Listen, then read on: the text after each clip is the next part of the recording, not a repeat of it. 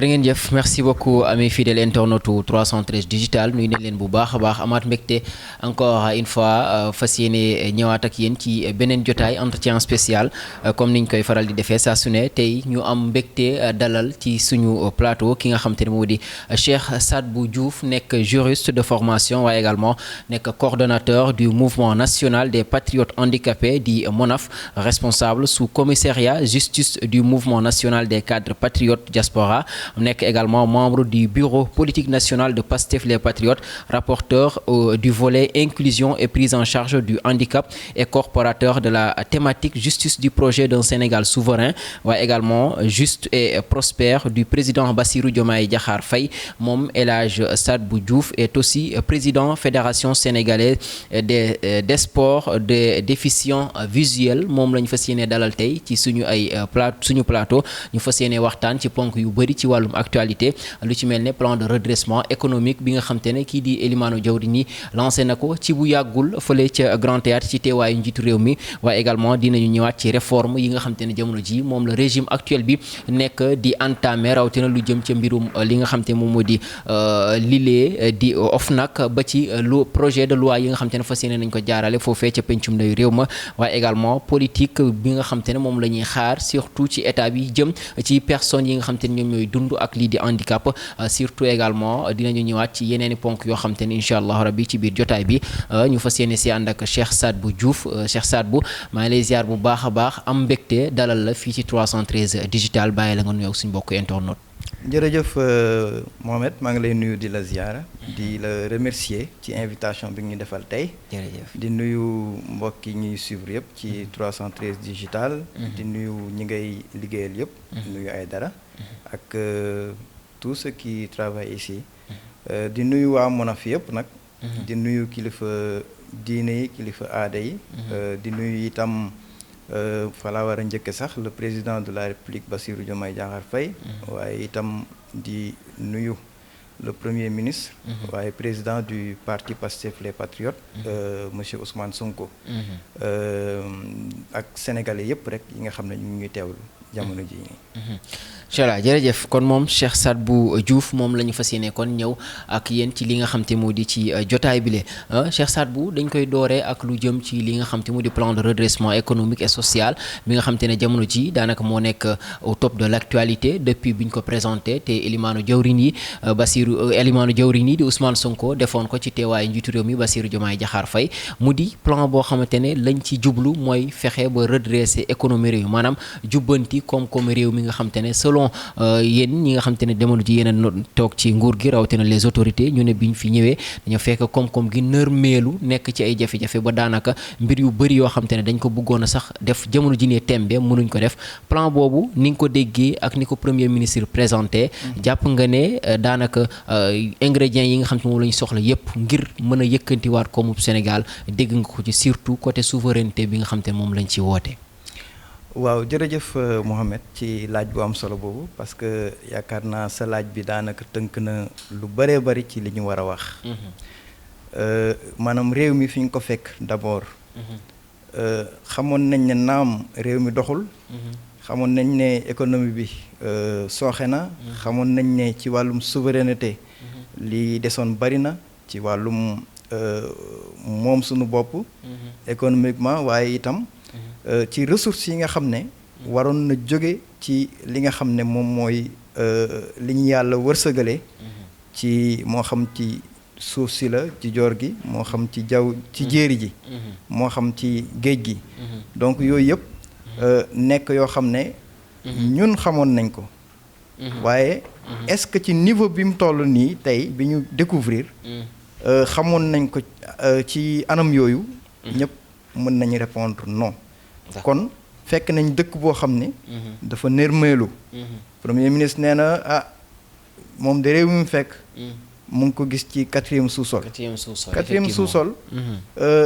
foogoon nañ ne maanaam boo jëlee rek liñ naan la dette du Sénégal mu représenté tey jii nii romb na lañ doon wax romb na la premier ministre doon wax romb na la cour des comptes doon wax tey jii ñu ngi ci 119% du PIB nga xool li nga xam ne mooy le déficit romb na bu baax aussi li ñu doon wax ñu toll tey jii nii ci 14%. déficit budgétaire. waaw déficit budgétaire. ñu toll ci 14%. xam nga loolu boo ko waxee rek. yaakaar naa xel yi danañ comprendre ne. maanaam hérité nañ d'une situation économique, d'une situation budgétaire très très très compliquée. loolu nag forcément day laaj ay jooyanti. jooyanti yoo xam ne nag. contexte bi xam nañ FMI ni muy doxaleeg Sénégal. bu ñu fàttalee rek am na benn financement boo xam ne. depuis 2023 juin. signé woon nañ ko ñu waroon ko jox Sénégal. donc financement d'un montant $1,9 milliard de dollars. ñu suspendre ko jamono jii nii. kon loolu li muy wone rek que ne. ñoom won nañ ñu wala boog gën nañ ñu dëggal ci. saxal ñu ci. ñun dañu war a fexe ba mënal suñu bopp. dañu war a compter sur nous d'abord. mooy souveraineté bi ngay wax noonu. donc ñun ak le président de la République rawatina. premier ministre. solution yi ñu teg. dañ ko fonder sur une économie endogène. maanaam loo xam ne ci ñun lay jóge d'abord. parce que boo xoolee le plan de redressement. ñu ngi prévoir un financement endogène. de plus de 90%. kon loolu rek day firndeel ne. on compte sur nous d'abord on compte sur nos propres forces. pour yegsi ca. te itam boo jëlee plan bi. di nga gis ne prévoir nañ lu toll ci 5,667 milliards. 5,667 milliards. 5,667 milliards. te loolu vraiment mooy bu yéesee ba yées. danañ yegsi ci loolu ci 3 ans fii ak 2028. kon je pense que ne c'est un plan qui a été mûrement réfléchi, travaillé par aussi il faut le souligner des Sénégalais. yoo xam ne fii la ñu nekk. liggéey ko pour wax dëgg yàlla ñëw ci redressement boo xam ne. moom la réew mi laaj. ci anam yi ñu ko fekkee nga xam ne économie wax dëgg yàlla nërmeelu na bu baax a baax te it ñu fàttali ne. c'est hérité de l'ancien régime maanaam ñi fi nekkoon. ñoom ñoo nërmeel économie bi parce que tey jii nii boo leen déggee ñuy wax day mel ni. situation bi. ci Pastef la juddoo. alors que c'est un héritage boo xam ne ñoom ils doivent assumer toute la responsabilité. d'accord bu ñu ñëwee ci loolu wax nga sànq sur une économie endogène lañ ko bëgg a baser surtout lu jëm ci wàllum financement bi 90% yoo xamante ne ci ressource wala force réew mi ci ressources intérieures yi lañ koy daal di jëlee ndax loolu jàpp nga ne dina doon lu yomb vu la situation économique bi nga xam te moom ngeen daal di décrire ci par rapport ak fi réew mi toll waaye également ñu bëri xëy na ñu doon xaar comme ni ñu tibbee ci yenn secteurs yi nga xam te ne fii ci biir réew mi la ñu fexee def noonu. lu bëri ci li nga xam ne moom la état bi di utiliser également ñu wàññi ko te mais peut-être côté boobu insister wuñ lu bëri ci loolu. waaw maanaam wàññi. train de vie bi par exemple. train de vie de l'état. si wax nañ ci parce que boo xoolee. ñu ngi wax rationalisation des dépenses. de l'état. loolu ci wàññi train de vie de l'état ci la bokk. ñu ngi la wax aussi rationalisation des agences. loolu. xam nga agences yi ñun ñëpp. on a constaté que ne agence yi bëri na te bëri na ci yoo xam ne daanaka même chose dañuy def. Premier ministre annoncé woon na ko au niveau de l'Assemblée nationale. waxoon ne danañu def fusion yenn agence yi. loolu plan de redressement bi jëmal na ko. donc je pense que ne daal. Sénégal. bu ñu compter ci sunu ay ressources parce que ressources yi am nañ ça existe seulement. d'accord mécanisme yi ñuy teg pour jote ji. moom mooy difficulté bi. wax nañ la par exemple les réformes qu'on doit faire au niveau de notre code des investissements. d'accord pour que Sénégal. mën a gën a gis boppam. ci ñiy jóge bitim réew di ñëw di investir Sénégal wax nañ la aussi. ci code général des impôts parce que. impôts yi itam. dafa laaj ñu gën a yokk assiette yi. dafa laaj itam exonération yenn yi nga xam ne ñu ngi koy defal les entreprises. ci anam yi yomb. ñu mun ko revoir aussi. ñu ngi lay wax ci commande publique réforme yi ñu ci war a def itam. parce que yooyu yëpp day dugg ci rationalisation dépense état parce que la commande publique des fois selon ni nga koy organiser mun nañ jënd ci anam yoo xam ne buñ ko defee dans le cadre des centrales d'achat dana gën a mën a yombal njënd mi waaye dana gën a mën a tax état bi maanaam utiliser ces deniers de la façon la plus efficiente donc yooyu yëpp ay idée la ay solution la yoo xam ne ñu ngi ko jëmmal ci plan de redressement bi mu war a mën a en tout cas yëkkatiwaat économie Sénégal ci ñetti at yi nga xam ne ñu ngi ciy jëm leneen li nga xam ne aussi jar nañu préciser ko mooy que ne le niveau d'endettement fi ñu ko trouvé nii surtout côté boobu kooku du yokk loolu maanaam dette bi mën nañu xaar ne du yokk dette bi du yokk parce que nag bu yokkoo fu ñu jëm yóbbu nañ ko à un niveau tel que maanaam mënul def lu dul wàcc 119% 119% PIB bi waaw beneen bi mooy taxes yi itam taxes yi taxation duñ ko augmenter aussi loolu itam lu jar a kii la parce que xam nga quand on parle de plan de redressement nit ñi dañuy jàpp ne dañuy taper ci portefeuille yu sénégalais yi askan wi waaw loolu nag je pense que ne ñiy yàq ak ñiy jéem a lëndëmal xel yi ñoom ñuy wax loolu mais je pense que c'est bon na préciser maanaam dinañu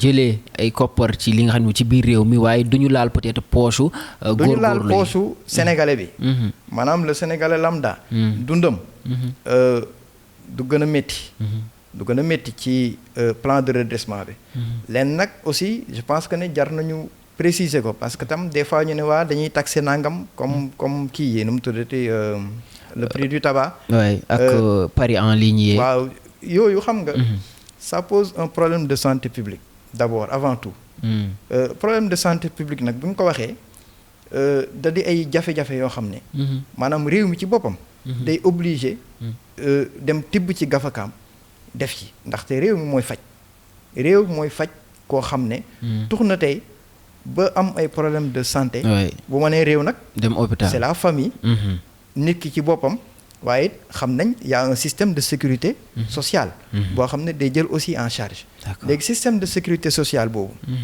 bu fekkee ne lutte contre le tabagisme defuñu ko à travers ces taxations là du def lu dul à la longue créer le problème le système de sécurité sociale bi nga xam ne xam nañ ci yenn réew yu développé yi dañuy am jafe-jafe yu mel noonu par rapport ak consommation tabac bu excessif beeg yooyu pareil pour les parieurs en ligne voilà les paris en ligne tout ça yooyu xam nañ ne day créer souvent des problèmes d'addiction au jeu surtout yooyu nag c'est un drame Sénégal peut-être xamaguñ ko noonu waaye nekk na vraiment lu doy waar loo xam ne ay mu ngi def ay ravage ci yenn dëkk yi donc ñun balaa ñoo yegg ci loolu véritablement ñu fexe ba moytuloo ko ndaw ñi pour yenn risques yi ñu bañ cee yegg si je pense que ne loolu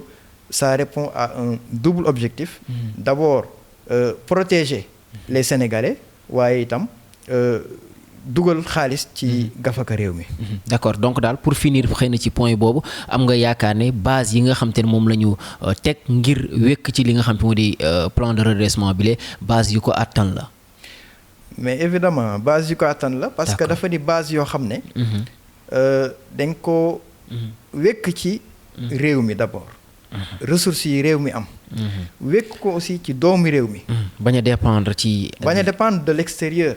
parce que Afrique dafa yàgg am une économie sous perfusion. yoo xam ne dafa dépendre. de l'aide extérieure dafa dépendre des financements. des bailleurs de fonds ay FMI Banque mondiale ak yooyu. donc loolu pour génn ci moo tax ñun ñu prôner le souverainisme. économique bi nag dafay laaj aussi ñun. ñu fexe mënal suñu bopp fexe demal suñu bopp donc loolu. nit bu fekkee ne da nga compter sur yow d'abord. je pense que ne tu as plus de maîtrise ci li ngay def. que bu fekkee ne da nga compter ci koo xam ne ëllëg mun na téye loxoom. Voilà, donc c'est le cas que nous vivons actuellement avec le FMI, notamment ci maanaam prêts yi nga xam ne waroon na ko joxe te téye ko ngir xoj ñu parce que tout simplement xam nañ ne xëj na buñ ñu xojee wala boog loolu lañ jàpp danañu répondre ci seeni yenn exigences yi. D'accord. Waaye je pense que foofu lay woowee le peuple sénégalais nag ñu adhérer massivement à ce plan de redressement bu ko defee ñu gunge bu baax a baax a baax autorités yi parce que soxla nañ ko réew pour doxal ko doomu réew mi rek ñoo ko mën a doxal donc il faudrait que ñoom ñëpp sénégalais yëpp ñu vraiment nekk derrière le président de la République son premier ministre et le gouvernement du Sénégal pour ñu doxal le plan de redressement bi nga xam ne aussi 2025 2028 la waaye diggante 2026 ba jëm 2034 dañuy nekk ci beneen phase. Effectivement. Beneen phase après redressement bi y a impulsion phase d'impulsion boobu bu ñu ci jógee dañuy dem ci phase d'accélération de 2028 à 2050 bi nga xam ne mooy la vision bi nga xam ne lii ñuy wax nii yëpp ci la lalu ci la tëdd. D'accord. Plan bi jëmmal ko ci 10 ans yi la stratégie nationale de développement 2025-2029 jëmmal ko ci 5 ans yi ñu nekk nii. D'accord jërëjëf merci Cheikh Sadbou ci leeral yu am solo yooyu lee ci li nga xam te moo di plan de redressement économique et social bi nga xam te ne moom le premier ministre moo ko lancé keroog waaye mu xëy na nar a ànd ak ay réformes yoo xamante ne am na ci yenn déjà yoo xam te ne adopté nañ ko keroog ci li nga xam te moo di ca conseil des ministres bi ñu doon amal am na ci daanaka ñeent benn bi muy lu jëm ci loi bi nga xam te ne moo jëm ci wàllum li nga xam te ne moo di information accès à l'information beneen bi ñu ne dañuy daal di def benn projet de loi boo xam te ne pour protéger les lanceurs d'alerte ci lu jëm ci wàllum reddition des comptes yeeg li ni mel waaye également beneen boo xam te ne muy lu jëm ci wàllum OFNAC nga xam te ne moom lañ fi tegoon ngir lutter contre la corruption ak leneen li ni mel waaye boobu ba léegi daanaka ñu seetlu ne dafa nekk benn structure boo xam te ne bu inactive la maanaam yënguwul ci lu bëri ci liñ koy xaar yooyu tey bu ñu waxee ne dañ koy entamer réforme yooyu jëm ko daal di jëmmal surtout ngir mën a jublu ci yenn yi naka ngay wala bokk lan ngay xaar surtout ci genre réforme yooyu surtout le cas de OFNAC bi nga xam te ne daanaka mandat président bi dañ koo daal di def de telle sorte que bu fekk jeexul woon mënuñ ko daal di soppi wala am mbir yu bëri yoo xam te ne joxoon nañ ko comme ay dogal ñu war koo daal di wàññi am yeneen yoo xam te ne dañ ko si dugalaat également. waaw jërëjëf Mohamed ci laaj bi je pense que li ñu war a njëkk a relever. moom mooy que ne réforme yi ñu wax dafa inscrire dans une logique globale de transparence de bonne gouvernance et de reddition des comptes bi nga xam ne ñun bi ñu ñëwee ba léegi ci lañ ne bonne gestion transparence reddition des comptes mu ngi noonu d'accord transparence bonne gouvernance ak reddition des comptes d'accord ci yooyu lañ gouvernance te loolu sénégalais yi nag war ko jàpp bu baax a baax a baax a baax xam nga lu tax parce que li ëpp ci mbir yi sénégalais yi dañ tàmm gis opposition moo naan nañu leeral pouvoir bi di am lu muy nëbb waaye fii pouvoir bi moom moo taxaw pour leeral loolu je pense que c'est important à relever d'accord parce que loi yi nga jël nii yëpp projet de loi yi nga jël nii yëpp muy OFNAC danañ ci ñëw loi 12/2025 wala boog projet de loi parce que voté guñ ko nga jël sur les lanceurs d'alerte 13/2025 nga jël accès à l'information 14/2025 nga jël déclaration de patrimoine 15/2025 maanaam yii yëpp ay xeex la yoo xam ne généralement la société civile ñoom ñoo ko doon def te société civile xam nañ ne ñoom lépp lu ñuy xeex bonne gouvernance bokk na ci reddition des comptes bokk na ci transparence bokk na ci pour yem ci yooyu rek alors ñun bi ñu ñëwee dañu ne d'abord plan de redressement boo ci la ñuy wax tout à l'heure xam nga redressement li tax ñu yegg si ci tey mooy que ne on n'avait pas un climat des affaires bu ñu assainir. d'accord. Gouvernance bi. dafa doyoon waar. dafa yéeme woon ñëpp Sénégal yëpp gis nañ ko ah. maanaam anam ya ñu yoree woon. yi ñu yore woon réew mi. dafa doyoon waar c'était nébuleux. ah ñëpp gis nañ. yàq gi nekkoon ci réew mi. ak luubal gi nekkoon ci réew mi. loolu yaakaar naa du lu ñuy werante kon contexte boobu noonu. buñ ca tollee. indi 4 projets de loi yi. du def lu dul rek. firndeel encore une fois la volonté. nette claire. du président de la République. de son premier ministre et du gouvernement. d'inscrire leur règne résolument. ci transparence bonne gouvernance ak reddition des comptes. parce que yooyu ñooy ànd. boo jëlee. déclaration de patrimoine. wala ma yegg si ci kii. xam nga wolof daan naan. ku aj. ku teen lay bañ. du bëgg ku teen de. waaw ñun ñoo aj. parce que ñun ñooy gérer fi mu ne nii. ba pare ne gars yi kaay leen teen xool. c'est ça c'est à saluer. d'accord c'est à saluer. ñun ñoo aj ba pare ne sénégalais yi. ñoo leen ngeen teen xool. parce que déclaration de patrimoine. ah ku nekk ci gouvernement. ku nekk ci gestion des affaires publiques. kooku moo koy bañ. sénégalais yi ñoo koy bëgg ñoo koy woote. waaye ñun ñi nekk ci gestion bi. ñun ñi nekk au pouvoir. ñun ñoo ko woote. kon loolu Sénégal yëpp dañ ko war a rafetlu. d'accord xam ne gouvernement bii fi ne. maanaam mu ngi ci liggéey lu wóor lu leer. parce que ils sont au service. exclusif du Sénégal et des Sénégalais. ñu war a jëlee la sa seuil jëlee ko ci 1 milliard wàcce ko ci ba ci 500 millions.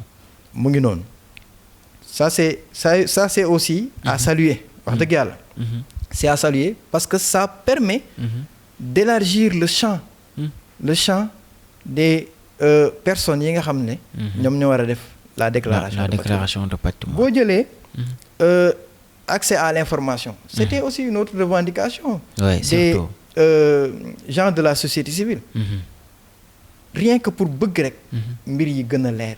sénégalais yi citoyens yi. mën a jote ci li ñu war a jote. boo jëlee lanceur d'alerte. lanceur d'alerte lan moo ko indi. gis nga réew yi nga xam muy lu ñu yàgg a xaar aussi. muy lu ñu yàgg a xaar. waaw lu ñu yàgg a xaar. aussi ba tey. c'est une demande de la société civile ba tey. ñun ñoo ko def. président de la République. nekk lu mu bëggoon lool tey wax ci nag bu baax a baax.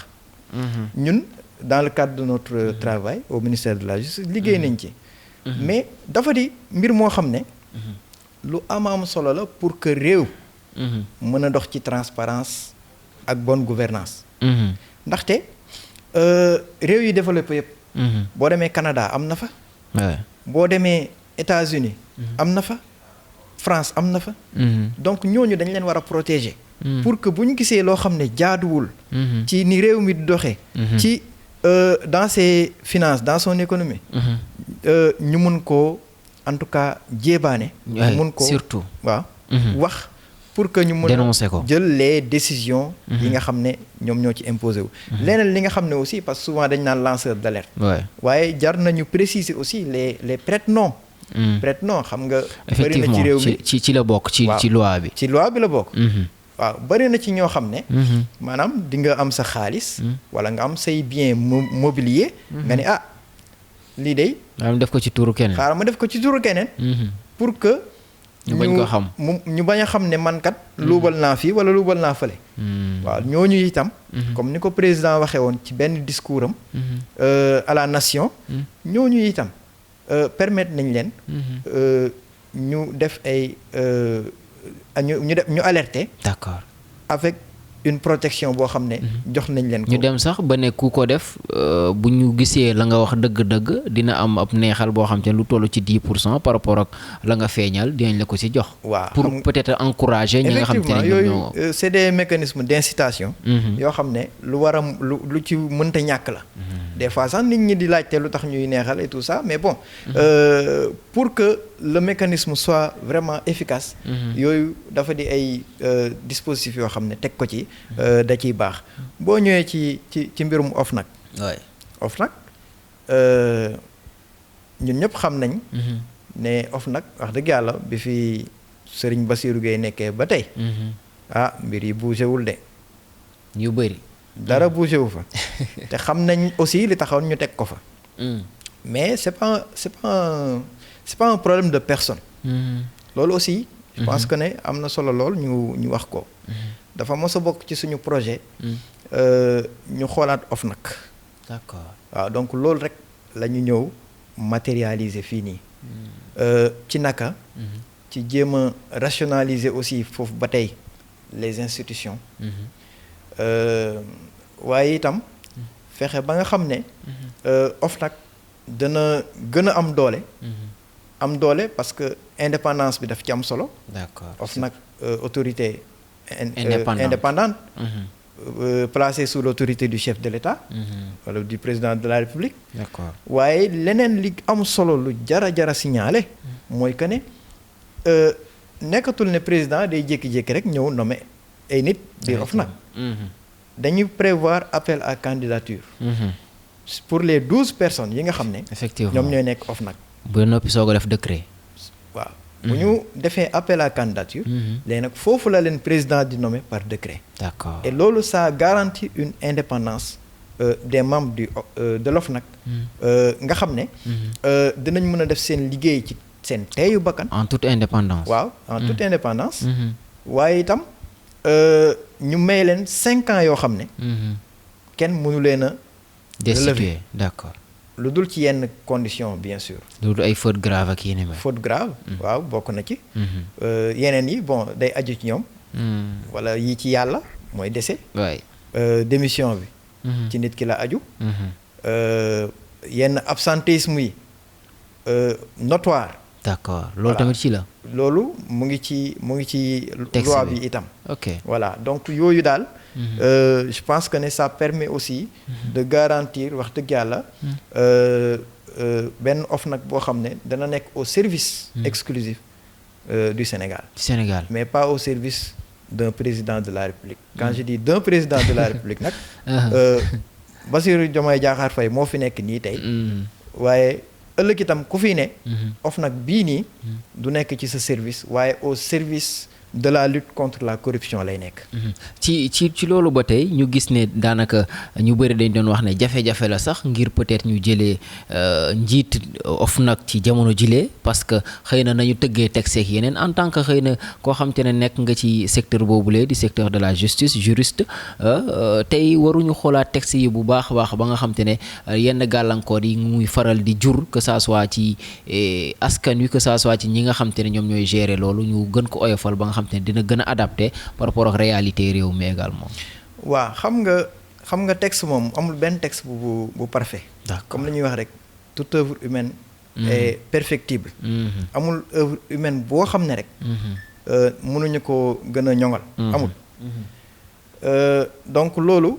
moo daal OFNAC rek texte yi ko régiroon même texte bii ñu def nii tey.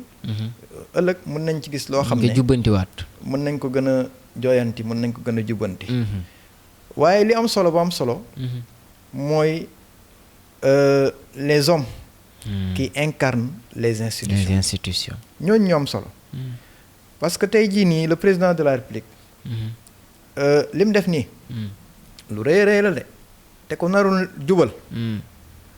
naroo maanaam ku jubul. naroo jubal ah doo def loolu. d'accord moom daa jub. nara jubal nekk ci jubante nag ginnaaw bu jubantee. mu mën a nag gis ne mbir yi mu ngi dox bu baax a baax comme moom ni mu ko bëggee. moo waral 4 textes yi ñuy wax tout à l'heure. kon dafa dépendre ci nit ki nga xam ne mooy incarner les institutions. boo jëlee assemblée nationale. ka fa nekk. tey jii nii. fàtte nañ yu bëree bëri yu ñu doon reprocher assemblée nationale. muy le frère El Malick Ndiaye ñu ngi koy nuyu bu baax muy def liggéey bu am solo. boo jëlee président de la République. tey jii nii. lii mu def nii rek wane na ne il se place au-dessus de la mêlée. xam nañ ne démissionné na ci responsabilité am. au niveau du parti. du parti waaye le Pastef secrétaire général. pour nekk le père de la nation. loolu bokkoon ci digge yi ngeen daan digge avant ngeen di ñëw ci. effectivement te it def nañ ko comme pour dire rek Pastef. ñun lu ñu wax dañ koy def. d'accord lu ñu dul def duñ ko wax. incha allah. ci exercice de vérité boobu. ci la ñu nekk ci lañ mosane. loolu nag des fois ku bëggul dëgg. ku nekkul ci njub. da lay jaaxal. koo xam ne it xëj na dëgg boobu arrangé wu la. dana la jommal dana la yéem ba nga xam ne coow li dana bari. ba nit ñi xëj na dañ naan mais lan moo xew ci réew mi. réew mi jàmm a ngi fi. yàlla na ko yàlla yokk. amiin amiin. réew mi nag. am nay difficulté sur le plan économique. ci la ñu ne. on en est conscient. d'accord ñu ngi jooyanti mooy plan de redressement bi. ak ay njiit yu jub. yoo xam ne seen loxo set na. ñoo xam ne foowewuñu institution yi. pour en revenir à l'OFNAC. foowewuñu institution yi. d'accord foowee googu ñu doon foowee institution yi ci jamono yi président Macky Sall. moom moo indi tey jii nii OFNAC. ñu war ko defaraat. teggi sànni fële pour indi beneen doxalin bu bees. léegi nag au sénégalais. yi nga xam ne ñoom la ñuy teg OFNAC. de prendre toutes leurs responsabilités. assumer seen rôle. waaw jouer seen rôle. seen rôle de prévention. seen rôle de répression. de la corruption. de l'enrichissement illicite. des pratiques assimilées. ak des infractions connexes. loolu moom mooy seen liggéey. loolu la leen sénégalais yi sas. jaare ko ci assemblée nationale. jaare ko ci le décret présidentiel bi nga xam ne dana génn ëllëg pour nommer leen ci biir OFNAC boobu. incha allah jërëjëf merci beaucoup Cheikh Sadibou Diouf ñu fàttali leen ne moom Cheikh Sadibou Diouf juriste la nekk coordonnateur mouvement national des patriotes handicapés kon moom la ñuy àndal jamono jile ci li nga xam te mu di ci jotaay bi waxtaanee lépp loo xam te ne lu jëm ci wàllum actualité la jamono ji ñu daal di dugg xëy na ci loolu nga xam te ne mu di le mouvement national des patriotes handicapés muy mouvement boo xam te ne yow yaay coordonnateur national bi. ñu gis ne fan yële d'abord génnoon ngeen fi di daal di addu d'abord ci li nga xam te moo di ci situation li nga xam te moo di mouvement bi waaye également li nga xam ne situation réew mi tey mouvement boobu nga xam ne moo ëmb képp kuy dund ak laago te nga nekk patriote bokk ci parti boobu nga xam te moo di Pastef jamono jile seen revendication yooyu nga xam te moom ngeen doon revendiquer ca jamono jooju fan la toll ak boobu ba léegi ndax dégg ngeen ci ñi nga xam te ñooy di autorités yi ngeen si doon interpeller ci jamono jooju. waaw jërëjëf Mohamed ci laaj bi am na solo ñun en fait nekk ñu ci posture revendiquer dañoo nekk ci posture contribution. ok parce que. pour rappel. on est un mouvement. boo xam ne dafa bokk ci mouvement yi nekk ci biir Pastef. effectivement. le MONAF c'est le mouvement national des patriotes handicapés. nekk ci biir Pastef. comme JPS. jeunesse patriotique du Sénégal. comme mouvement doomu daara yi. sama xarit yi maa leen di nuyu. comme. les cadres. baal ma sax ma nuyu sama xarit bi ma àndaloon Màkka. Alioune Badara Diallo. coordonnateur. Modap bu Kër Massar sama xarit. sama frère vraiment ñu ànd Màkka mu taxaw bu am solo. kon loolu. macha allah ñu ngi koy vraiment ñaanal yàlla. yàlla yokk ko ba mu yëg ko. amiin ñaanal famille bi. alors donc ak itam. mouvement des cadres bi nga xam ne aussi man fa laa bokk. nekk responsable sous commissariat Moncap bu sous commissariat justice bu Moncap France. donc entre autres mouvement am na enseignants yi am na ñeneen ak ñeneen. voilà donc loolu mooy MONAF. te c'est à ce titre là. que je suis membre du bureau politique en tant que coordonnateur du mouvement.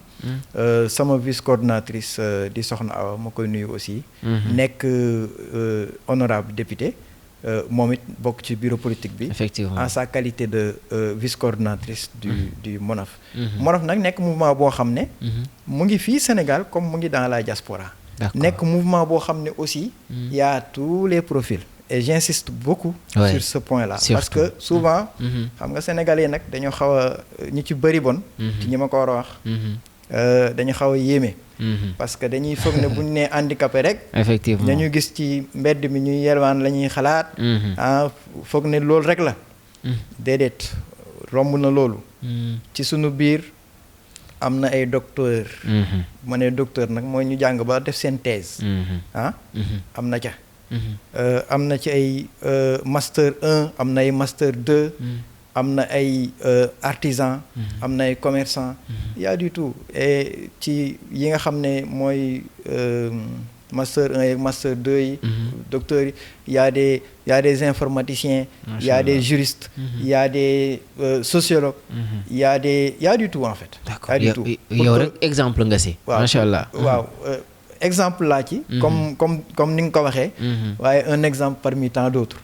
donc mu ngi noonu kon ñi ci nekk vraiment ñu ngi leen di nuyu ñoom ñëpp di nuyu aussi le comité de pilotage. du MONAF qui abat un travail extraordinaire. extraordinaire. parce que biñ ko tegee ba léegi. mu ngi liggéey. li ñu def bari na. ci financement campagne électorale ba. participer nañ ci. malgré nos faibles ressources. doon participer ci massification. liggéey itam bu baax a baax ci programme bi nga xam ne. moom le président de la République bi ñu fal tey. soumettre aux Sénégalais. d'accord wax nga ko tout à l'heure ci présentation bi. ñun ñoo nekkoon le rapporteur. pour ne pas dire le rédacteur. liggéey ci ak ay nit ñoo xam ne itam maa ngi leen di gërëm bu baax a baax. di leen ci sant. donc contribution MONAF ba sax ci exercice pouvoir bi parce que ñun suñu taxawaay j'ai dit tantôt que ne c'est vraiment taxawaayu contribution. parce que ñun ñoo war a doxal mbir mi en tout cas ci lii suñu spécialité. muy les politiques de prise en charge et d'inclusion du handicap. ñun ñoo ko war a xalaat. ñun ñoo ko war a doxal kon ci loolu lañ nekk.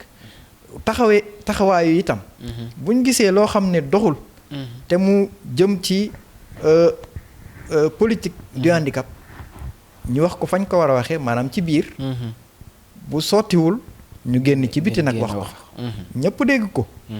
waaw parce que nag loolu mooy suñu rôle.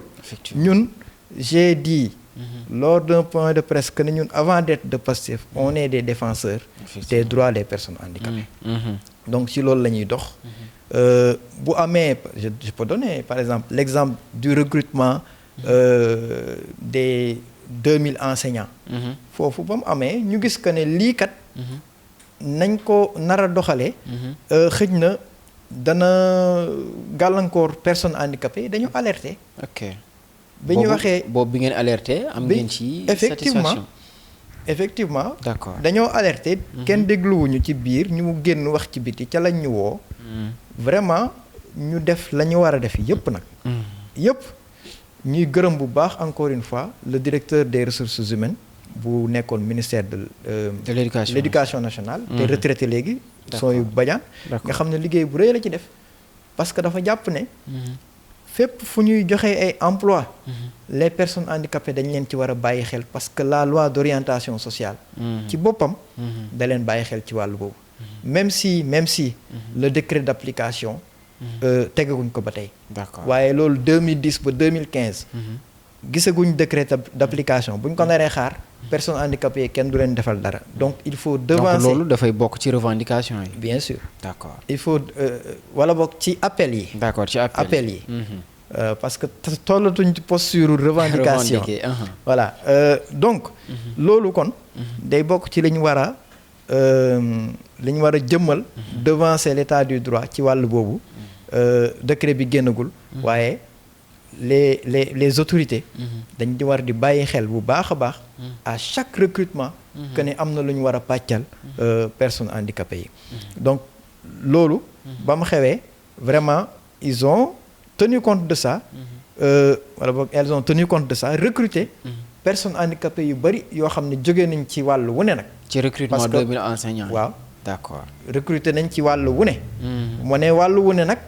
xam nga nit ñi dañoo xaw a doyaar te ñu foog ne y avait des recrutements politiques. non non on a recruté des personnes handicapées venant d'origines diverses. loolu c'est important à préciser. loolu association de personnes handicapées yi ku ci ne mën na génn dëggal loolu. voilà donc yooyu ci la ñu ne ci wutal itam formation les personnes handicapées di ci gërëm aussi bu baax le directeur général Babou Amadou Ba directeur 3FPT moom moomu ni nga koy gisee du ay finance rek la xam de bu lay wax tey jii nii ci l'inclusion du handicap nga ni kii fu mu ko jàngee. d'accord waaw jàmbaar la ci wàllu boobu. d'accord mën nañ aussi signaler liggéey bu rëy bi nga xam ne tey jii nii état mu ngi koy def. ci wàllum CSU la couverture sanitaire universelle nga xam ne y a un régime non contributif boo xam ne nañ ko defal ay sénégalais. bokk ci personnes handicapées yi nga xam ne. phase test bi lancé nañ ko au niveau de Thiès ak yenn secteur Dakar. ci lu mel noonu dañoo gisoon ne daanaka wala dañoo gis ne boobu ba léegi daanaka depuis nouvelle autorité bi ñëwee li nga xam ne moo di bourse sécurité familiale yi dañ ne woon dañ koy daal di defaraat boobu ba léegi ñu bëri man personnellement am na si ñoo xam ne dañ ma ci contact ne nañ ciy wax parce que boobu ba léegi am na fu mu leen doon féete ñenn ñu bëri ñoo xam ne dañ ko doon jot boobu ba léegi jotatuñ ko daanaka da leen di jural ay jafe-jafe loolu également xëy na ndax jot ngeen ci déggoo ak autorité yi nga xam te ne ñoom ñooy gérer mbir moomu le boobu ba léegi. waaw dëgg bu wër peng nga wax Mohamed ñooñu di la wax itam lu leer lañu wax parce que ñun wax nañ ci sunu point de presse bi. si parce que xam nga la bourse de sécurité familiale. bi ñu ñëwee ci période campagne bi. am na ñu doon wax ne ñii bu ñu ñëwee dañuy supprimer bourse bi. waaw bu ñu ñëwee ñu toog lu war a mot 1 an. jotuñu ko. day mel ni day bëgg a nekk dëgg. loolu ñuy wax. alors que c'est loin d'être la réalité. dëgg la bourse bi. néew na lool. ba yaakaar naa président yokkoon na ko waaye am na foo xam ne. ña ko doon jot da leen fa doon féete. si kon loolu ala kulli xaal. kenn waru ko woon dagg. ak lu mu métti métti métti. en tout cas raison yi nga xam ne joxe nañ ko. mooy que ne y avait beaucoup de fraude ci bourse bi. am nañ ay bénéficiaires yoo xam ne waruñu ko woon am loolu dëgg la il faut le relever. ay fraude ci biir. waaw parce que da ngay gis ñoo xam ne. ci bourse bi dañ doon bind seen famille yëpp nag. ñëpp am loolu jaaduwul loolu dafa am. donc moo tax ñu koy auditer. pour ñi nga xam ne rek ñoo ko war a jot. jot ko. mais dafa am aussi d'autres facteurs yoo xam ne. dañ ko war a jël en compte wala boog war nañ kaa mën a jël en compte par exemple les titulaires de la carte d'égalité des chances. mooy les personnes handicapées. ñooñu mën nañ xool ñi nga xam ne titulaire de la carte d'égalité des chances la. ñooñu ñu jox leen bourse parce que personne handicapée titulaire de la carte d'égalité des chances dañu war a am bourse. te pour nga. d'accord am carte d'égalité des chances. y a quand même toute une enquête. bu ñu mënee ci yow ba pare médical boo xam ne dañ la koy jox. donc kon ku am carte d'égalité des chances rek. foofu boo accéder ci bourse de sécurité familiale. c'est sûr que ne accéder woo ci fraude. donc li ñuy wax rek mooy. bourse bi moom état bi lu mu gën a mën a def nu mu gën a gaawee rek. pour mu ci mën a taxawee. ñu def ko. mais itam. en tout cas ci information yi ma jot mooy que ne. débat d'orientation budgétaire bi ñu mujj a wax. indi woon na que ne bourse bi. danañ ko fay waaye nuñ gën a mën a gaaw rek. dañ koy reprendre. waaw d'accord. danañ ko reprendre parce que mënta ñàkk. waaye nu mu gën a gaawee rek. mu gën a baax parce que am na fu mu doon féete wax dëgg yàlla ñi ci doon jot. d'accord jërëjëf ci mbir moomu la également en tant que ba tey ci xëy na koo xamante ne da ngay waxtaan ak ñu bëri ñu nekk ci li nga xam ne ci mouvement boobule waaye xëy na dans le cadre général également tey bu ñu waxee personnes yi nga xam ne ñooy dund ak lii di handicap wax ne peut-être ay politique yoo xam te ne dangeen koy xaar venant de l'État surtout ci li nga xam te moo di côté ñoom ci bërëb yi ñuy dem ak yeneen yoo xam te ne yëpp ay jafe-jafe yu ñu ciy daal di jànkonteel loolu également fan la ci autorités yi toll ak yéen lan ngeen bëgg surtout ñu taxaw ci boor boobule maanaam politique yi nga xam ne moom ngeen di xaar venant de l'État envers les personnes qui vivent avec des handicaps. waaw laaj bu am solo la te je pense que ne c'est vraiment le cœur sax de nos préoccupations. Les politiques publiques en matière d'inclusion et de prise en charge du handicap. Parce que ñun dañ cee liggéey wax ci ak kilifa yi nga xam ne rawatina le président de la république bi jiite tey pour que vraiment ñu jëmmal ko ci programme bi ñu nangu woon koy jëmmal ko ci programme bi kon loolu buñ koy appliquer yaakaar naa ñun lay gën a neex parce que non seulement dañ ci liggéey waaye dañoo dem vers les Sénégalais les personnes handicapées pour gëmloo leen que ne le meilleur programme mooy bii nii parce que moom mooy bi leen jël en compte mooy bi leen jël en charge kon liñ ciy wax mooy les politiques publiques dafa am pàcc yu bëree bëri daf ci am boo xam ne nag fa lay tàmbalee mooy sensibilisation ak plaidoyer boo xam ne dafa fondamental parce que loolu bokk na ci li nga xam ne moom mooy bousculer les barrières socioculturelles xam naa dinañ ci ñëw xëy na ci waxtaan wi récompense distinction bi président de la République defal le jeune Pape Natango yooyu ci la bokk xam naa dinañ ci ñëw dinañ ci ñëw incha allah jëmmal itam ay personnes handicapées dans le cadre de l'opération Setal Sa Réew parce que président distingué woon na ci 11 personnes ñoo xam ne gis nañ que ni ñii ñëw bokkoon nañ ci ñi ci gën a farlu ñi ci gën a engagé amoon na ci 11 personnes yooyu 3 personnes handicapées loolu it ci wone cap bi ñu war a jëm la bokk premier ministre recevoir na fi ay élèves handicapés wax ak ñoom won leen que ne seen éducation dañ ci war a jàpp loolu it ci won Sénégalais yi que ne nii lañ war a jàppe handicap ci la bokk waaye daf ci am yoo xam ne xëj na personnes handicapées yi daan nañ ko am te gisatuñ ko yooyu ñun dañuy wax souvent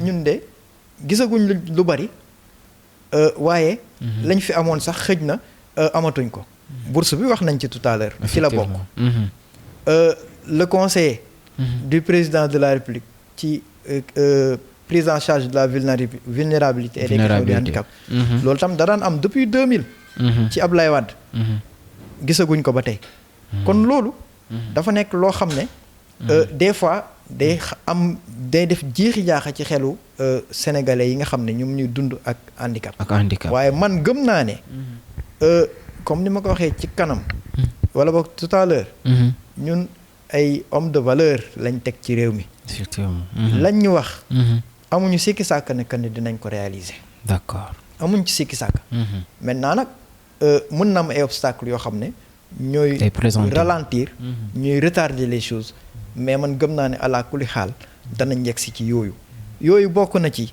yi ma cité tout à l'heure bourse bi conseil président boobu en matière de handicap waaye it daf ci bokk décret d'application yi nga xam ne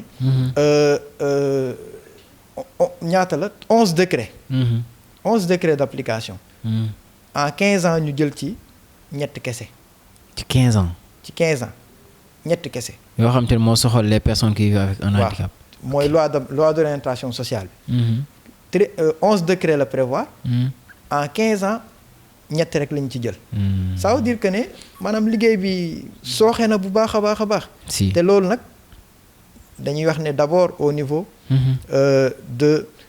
du ministère de la santé et de l'action sociale la parce que ñun gëm nañ ne bu fekkee ne vraiment def nañ ci volonté politique réelle appliquer sunu programme bi parce que desee nañ ko appliquer ko gëm naa ne yàggatul ñu tàmbali di signer les décrets d'application parce que nag bu fekkoon ne ci 12 ans yi ñu génn mooy de 2012 à 2024 volonté politique boobu c'était réel amoon na une parfaite synergie entre les différents ministères ci question bi parce que loolu tam lu sooxe la ci question du handicap synergie bi des na loolu bu amoon je pense que ne heure bii doon nañ romb ñetti décret ci 15 ans mais ñun bi ñuy waxee que ne dinañ ko signer léegi délai bi xaw a jot waaye yaakaar naa autorités yi dinañ ci def ay jéego yu bari leneen li mooy éducation bi xam naa dama koy réserver ba ñu ñëw ci mbirum Pape Natango waaye foofu aussi pàcc bu am solo surtout l'emploi c'est important l'emploi président de la République ci conseil des ministres du 27 novembre 2024 dafa woote woon le secteur public ak privé à ce que ñu favoriser l'emploi des personnes handicapées favoriser ko mooy na mooy fexe di recruter la loi d'orientation sociale dafa wax ci article 29 alinéa 2 que ne dañu war a recruter au moins 15%. 15% ci loolu moom sori nañ ci tey gëm ma ne wax dëgg yàlla danañ ci yegg. sama gëm-gëm rek laa wax. jamono ji fi données yi toll ak fi données yi toll ak sore na. quand on regarde ce qui se passe dans le monde. On en est très loin. Bon xam nga jamonoy Abdoulaye Wade la woon te Abdoulaye Wade moom ku généreux la. voilà donc loolu la mais je trouve que ne daal. décret d'application bi nga xam ne war na ñëw war nañ ko gaaw jëmmal. D'accord. buñ ko jëmmalagul itam. war nañ gën a mën a vraiment suivre les instructions du président de la République. ci wàllum emploi. Non seulement dans la fonction publique. ñu def un recrutement massif. de personnes handicapées. tàmbale nañ ko ci éducation. di woo aussi di woo le ministre de l'enseignement supérieur. ni ko son homologue de l'éducation defee. mu boole itam. les professeurs handicapés. ci recrutement bi nga xam ne. mooy 500 enseignants du supérieur yi ñu prévoir. loolu itam dina ci am solo te dina nekk un acte salutaire. d'inclusion du handicap. boo jëlee. ci wàllum accessibilité. si surtout côté transport yi wala ci yenn bërëbu liggéeyukaay yi. ça pose problème. ça pose problème. te jàpp naa ne. jamono jii ñu toll. ak ñun politique d'inclusion bi ñuy prôné. waratul am tabax ci réew mi. en tout cas édifice public. boo xam ne jëlul en compte. les personnes en handicap. moo xam ci école yi la. moo xam ci université yi la. moo xam ci service bu mu mënti doon la. parce que service bu mu mënti doon les personnes handicapées war nañ ci mën a accéder. dox ci seen soxla moo xam dañ fa ñëw. pour seen soxla. moo xam dañ fa ñëw pour def fa seen liggéey. maanaam mu nekk seen bërëbu liggéeykaay. donc politique publique yi daal. je pense que ne bari na. di wax rek que ne. vraiment. ambitieux na. réaliste na. waaye nag dañ nekk xaar ñu jëmmal ko. contexte boo xam ne xëj na. moo yéexal yenn yi. waaye nag personnes handicapées yi soxla nañ. un coup d'accélérateur. ci politique publique yooyu. maanaam pour résumer. dafa mel ni. sensibilisation bi mu ngi dox bu baax a baax. d'accord. à travers certains actes. yi autorités yi di poser. waaye mën nañ gën a ñoŋal politique yi. à travers le vote de texte. maa ngi lay wax décret yi waaye am nay arrêté yoo xam ne tam. ñu ngi xaar depuis 15 ans te xam nga Mohamed arrêté ci réew mi. arrêté boo xam ne ministère tutelle bi moo ko ministère de la santé et de l'action sociale. ak ministère de l'éducation ñoo ko war a signer arrêté bi toog. 15 ans ci réew mi. mu retardé fa. 15 ans. loolu doy na waar. donc yooyu. je pense que ne mooy yi nga xam ne xëj na war nañ ci mën a jublu mën nañ ci gën a jublu. en priorité. avant de parler de l'éducation parce que foofu it vraiment lañ fa war a wax bari na. ci cadre éducation boobu la ñuy ñëw xam naa ne foofu la ñuy jeexale li ñu desee ci waxtu xam naa ne bariwul muy seen naataango wala suñu naataango ñun ñëpp bi nga xamante ne moo di Pape Natango nga xamante ne yow en personne demoon nga gisee ak moom muy ñu ràññee bu am solo par rapport ak performance yi nga xam te ne def na ko malgré situation bi nga xam te ne moom la nekkee ci côté bi nga xam te moom di situation d'handicap bi et tout bi ngeen gisee xëy na mu ràññee ko boobu ban sentiment surtout ngeen am avant tout laata d'abord ñu yegg ci li nga xam te moo di sargal biñ ko sargal. waaw un sentiment de fierté. Parce que c'est un exemple. C'est un exemple. C'est vrai dinaa ci ñëw parmi tant d'autres. Mais un exemple pas tout à fait comme les autres. Parce que Pape Natango. yaa ngi wax naan suñu naataango. waay naan ku tekki bay ndey. waaw maanaam. macha allah yàlla na ko yàlla lafal cat. amiin yàlla dafa def man dama xam un membre de sa famille. ndeysaan. avant lii yëpp. xam conditions yu jafe-jafe yu mu doon jànge xam ne nit la koo xam ne membre de sa famille boobu soxna soos maa ngi lay nuyu yóbbu na ko li mu ko magee naam bariwul de mais yóbbu na ko ci juróomi école ñu rejeté ko bi mu koy inscrire yóbbu na ko ci juróomi école ñu rejeté ko sous quel contexte lañ ko rejeté parce que handicapé la jàpp nañ ne du mën a jàng kon lii rek bu ñu ko waxee day wone fi mu jaar ba yegg si fii juróomi école rejeté nañ ko sœur bi ba mu demee école ñu nangu ko dafa jooy dafa jooy loolu warul am ci république bi parce que c'est la constitution sénégalaise qui garantit à tous les enfants du Sénégal le droit à l'éducation mettre ko nag à la charge de l'État kon État amul benn doomu réew mi boo xam ne dafa war a dem ci école bëgg inscrire ñu ne ko déet du fi parce que nii nga mel wala nee nga mel lii dal na Pape Natango tey la neex waaye il faut ñu wax ne jaar na fii et c'est révélateur des difficultés yi nga xam ne maanaam les personnes handicapées ñu ngi koy jànkonteel ak seen famille pour ñu dugg ci école école inclusive comme école spécialisée parce que boo jëlee école inclusive yi ña fa ne ils sont pas préparés des fois nga ñëw am yenn handicap yi ñu ne déet kii mënul jàng parce que foofu la seen xel toll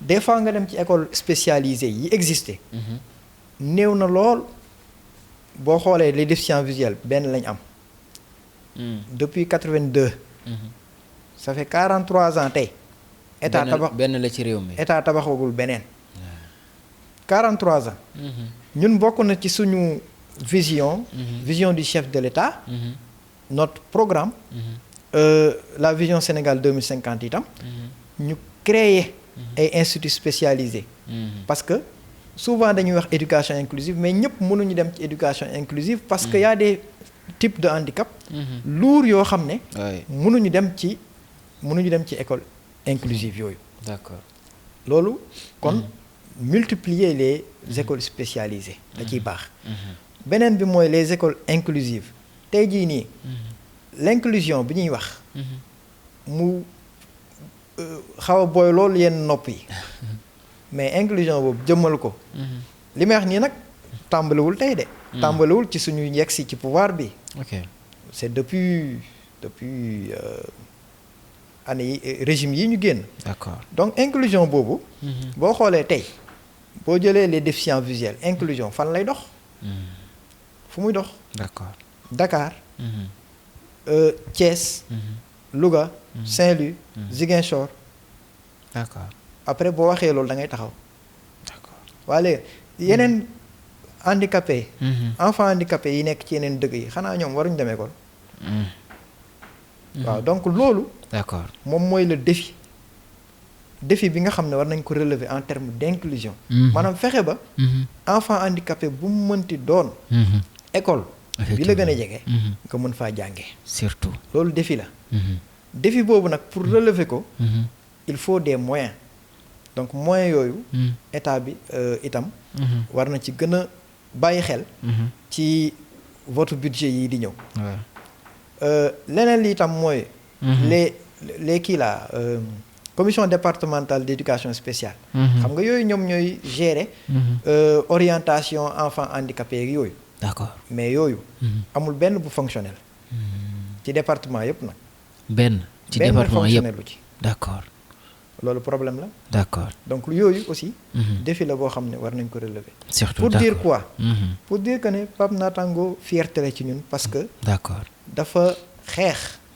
surtout wane résilience pour yegg fi mu yegg nii ñun bi ñu ko yëgee mbégte bu rëy lañ ci am pare woon nag pour wax dëgg yàlla taxaw sargal ko d'accord def ci liñ ci war a def kilifa yi jot ci le président de la République comme ni ma waxee tout à l'heure ci jàngal bi muy jàngal sénégalais yi ci sensibilisation bi mu leen di sensibiliser ci naka lañ war a téyee personnes handicapées yi ci réew mi fii parce que nag réew mu dox bu ne da ngaa respecté ay xale da ngaa respecté jigéen da ngaa respecté mag da ngaa respecté personnes handicapées d'accord boo leen joxee cër rek réew mu dox d'accord donc loolu président de la République daf ko wone waaye maa ngi wax tout à l'heure sa famille kon di ci jaaree itam di gërëm sa famille yëpp nag papaam bi nga xam ne dem nañ gis ko di gërëm itam le premier ministre bi nga xam ne dalal na ko ci présentation plan de redressement bi mu def fa nag discours bu rëy boo xam ne yaakaar nañ que ne les réponses qu'il faut autorités yi dinañ ko indi à travers en tout cas une politique d'éducation inclusive et spéciale boo xam ne dana permettre xale yëpp ñu mën a dem école parce que nag d'accord bari na ci wax naa tout à l'heure un exemple parmi tant d'autres parce que tey jii nii yaakaar naa li tax lii fes trop bokk na ci cër gi le nouveau régime jox personnes handicapées yi d'accord parce que am na personnes handicapées yoo xam ne ay déficients visuels am nañ fii bac ak mention bien mais kenn yëgul kenn yëgul d'accord pour dire quoi pour dire que ne derrière Pape Natango il y a d'autres devant Pape Natango il y a d'autres personnes handicapées brillantes yoo xam ne moo xam jàng nañ ba pare ku leen wóolu ñu dem d'accord ndaxte souvent personnes handicapées léppam xeex la jàngam xeex la liggéeyam pour am liggéey xeex la boo amee liggéey ba pare xeex la d'accord jërëjëf lu tax mu nekk xeex mooy que ne des fois pour jox la sax yenn responsabilités yi dinañ poser question est-ce que mën nañ ko jox société nationale est-ce que mën nañ ko jox agence est-ce que mën nañ ko jox directeur est-ce que mën nañ ko jox lii est-ce que mën nañ ko yóbbu fële ainsi de suite parce que foofu la xel yi di xaw a fattoo des fois di woo ñëpp rek sénégalais yi à ce que inchallah la communauté toute entière gën a jox cër les personnes handicapées d'accord ci wàllum éducation xeex pour xale yi dem école moo xam parent nga moo xam enseignant nga moo xam loo mënti doon waaye xeex pour aussi bu ñu amee seen diplôme ñu mën a insérer wu jërëjëf merci beaucoup ñu lay jaajëfal bu baax a baax mu nekkoon kon ponk yooyu nga xam te ne moom la ñu bëggoon aborder ak yow xam naa ne waxtu wi moo ñu xoj waaye bëggoon nañu wëyal waxtaan wi macha allah ñu lay sant bu baax a baax bàyyi la nga xëy na lancer sa dernier message tàggate wàllu si mbokk internet waaw sama dernier message maa ngi koy lancer à l'endroit des personnes handicapées di leen wax que ne lii fi am mosu fi am dafa di nag nit bu yéenam rëyee ci yow say attente toll noonu ci moom yéene ñi fi ne dafa rëy lool jëmale ci personnes handicapées yi moo tax personnes handicapées yi itam taxaw d'accord temm ne ñun de jàpp nañ ne régime bii de bu ñu rëccee xëj na suñu ay préoccupations pour keneen jël ko du yomb waaye nañu gëm ne ñii fi ne ils sont conscients que ne ci réew mi lañ bokk ils sont conscients que ñi war a tabax réew mi ci lañ bokk kon maa ngi leen di woo ñoom ñëpp ñu nekk seen ginnaaw li ñu xamul ñu xamal leen ko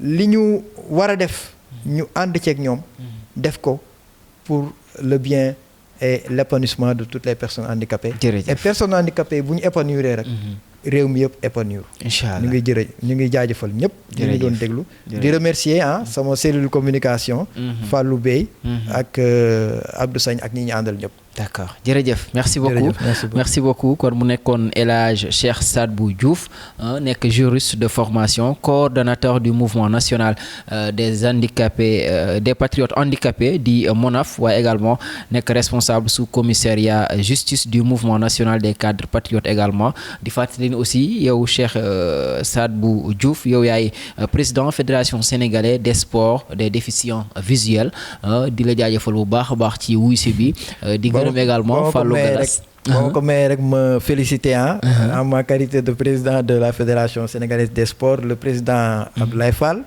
bi nga xam ne fal nañ ko bees ci fédération sénégalaise de football. D'accord di ko wax rek mu gën a liggéey ci football inclusif. D'accord jërëjëf merci gërëm également Fallou Galas Bey nga xam ne moo coordonné daanaka émission bi ak ñi si jàpp ñëpp ba mu yemb sant leen gërëm leen bu baax a baax jox leen dig daje très bientôt incha allah ci beneen i anam jërë ngeen jëf merci beaucoup.